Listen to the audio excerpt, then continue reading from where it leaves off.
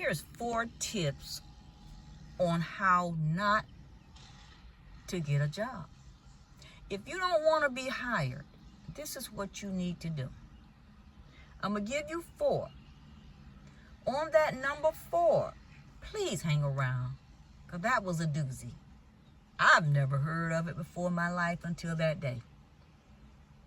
So if you don't want to get a job, let me just listen to these. Listen to these, folks, okay? Please, trust me. Some of these blew my mind. Number 1, don't come out the restroom after you've done a drug screen. You finished all your paperwork. You've given your specimen. You walk over to your locker, and as soon as you get ready to open the locker to get all your belongings, a container falls from out of your pants. Okay? Obviously, you took it in the bathroom because you just opened the locker.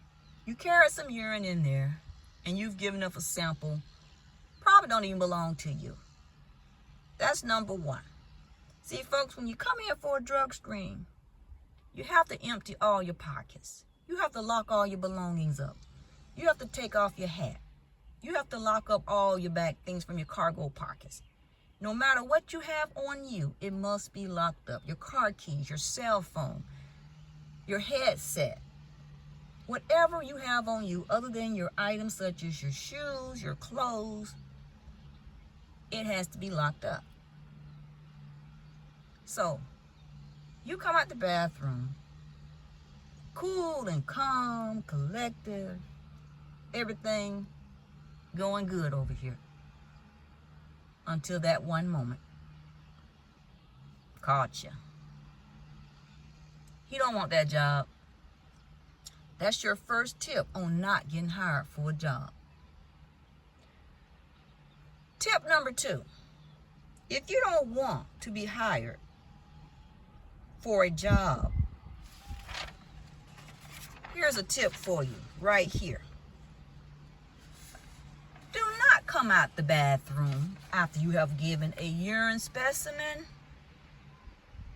with the front of your pants completely soaked in urine or in something. Obviously, you done took something in there underneath your clothing and you spilled it as you were trying to pour it into the containers that was given to you. And you come out looking like nothing to see over here. Nothing going on over here. I normally walk around with a puddle of water in the front of my britches. Folks, that's what you do if you do not want to be hired for a job. Tip number 3. And before I give tip number 3, leave a comment in the section. Leave a comment below, folks. If you ever went on a job, or if you ever worked on a job, and you seen something like this happen. Not saying you're going to do it, but if you ever known of someone who's done something like this, trying to get past the system. Let's go to tip number 3. Tip number 3, if you do not want to be hired by that great company you've been trying to get on for so long with all the good benefits, with the perfect salary, you can be home at night with your family, no long distance traveling, you can sleep in your bed at night, and it may not even be a 9 to 5, it may not be a 12-hour or 16-hour job, cushioned hours. Tip number 3, if you don't want to be hired for that job, this is what you do. When you come out of that bathroom, time you open the door to hand that specimen of urine in that container out to the technician who is collecting your urine for this fabulous job you're trying to get and that you want so desperately from what you said. Soon as that door is open, whoa, you can't even walk in there. It smells so much like bleach. The bleach is so strong it burns your eyes. It's like you walking into a wall of bleach.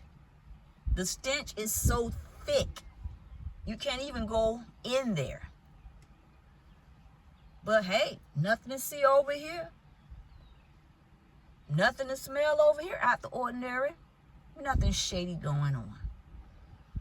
Folks, the bathroom didn't have bleach before you went in there. And if he had bleach on him, that's his personal business. But guess what? It should have been locked up in the lockers with all his belongings. You have to lock it up.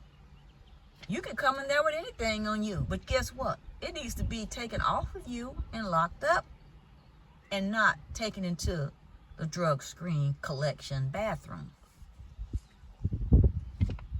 So folks, if you don't want that job, that great job, as they say, that was tip number 3. Now, I don't think nobody would be coming to get a drug screen if they didn't want a job, right? Who's gonna be wasting their time? Unless the job sent you, to get a random drug screen or something in order to keep your job. But if you're trying to get hired on, you better bring your best self.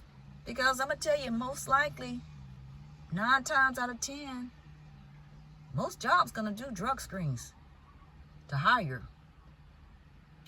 So far we've got tip number 1, tip number 2, tip number 3. Now, for those of you who hung around for tip number 4, like I said, this is new to me. This is one I've never seen. This is one surprised me, one I've never heard of. Don't ask me why, the reason why for this particular tip. Don't ask me why. I have no clue to this day why this happened. So before I even read this tip number 4, just let me know, what are some of the wildest things you think people would try in order to pass a drug test or some type of test for a job? Let me know in the comment section. And folks, please, if you're liking the comments, if you're liking the information right now, so far, the content, the video, hit that like button. I would appreciate it. And I would definitely love to have you as a subscriber. Come on board. Come on to my community. Let's all have a community together. I'm starting out new YouTuber here, trying to get things rolling, so it'll be deeply appreciated.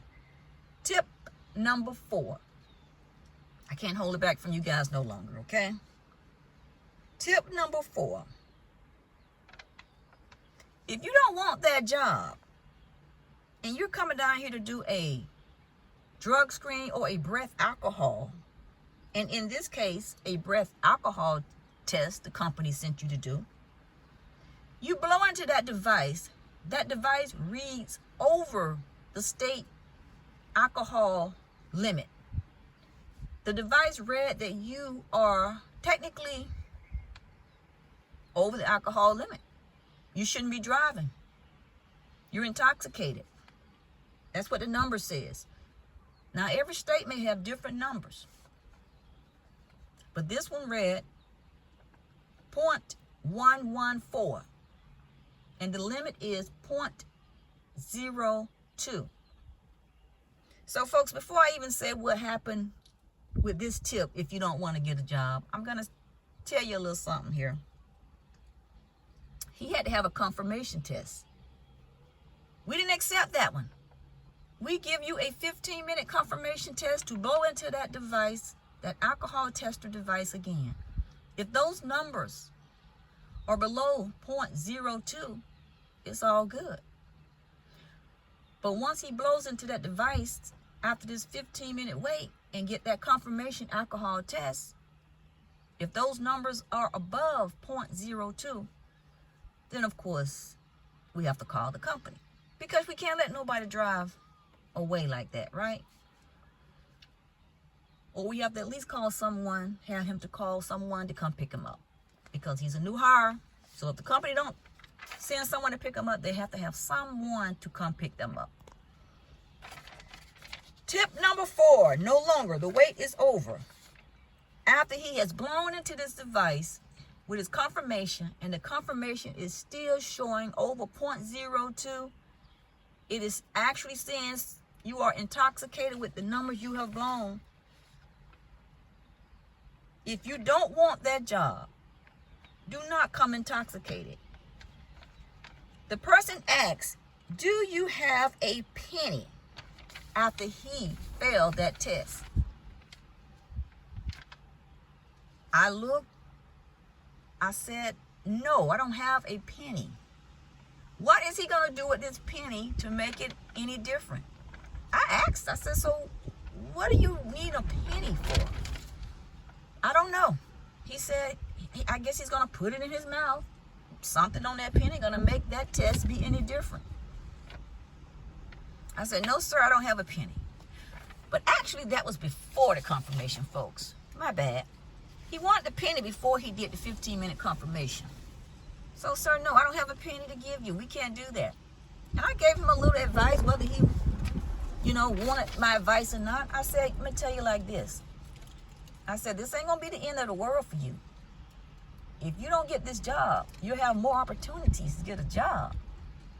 I said, so before you go out there, hold your head up. I said, because everybody out there is waiting for you to walk out there with your head down. You were sent out here for, it's pre-employment, but it's a random. You sent out here for a random drug screen. So hold your head up. Walk out this door. And we're going to call somebody. And you're going to call somebody to come pick you up. So, folks, those are the 4 tips I have for you today on if you do not want to get hired, these are the things you do. I guarantee you, well, I almost guarantee you, because I'm not the employer, right? I'm not the one doing the hiring. But for the most part, you will not get that job. So those are your 4 tips on how not to get hired on a job. I hope you enjoyed the content. I'm trying to be a little entertaining here. I'm a new YouTuber here trying to get started. I appreciate it if you leave a comment, thumbs up, subscribe. I got more stuff can be coming. So I hope you enjoyed it. Appreciate you.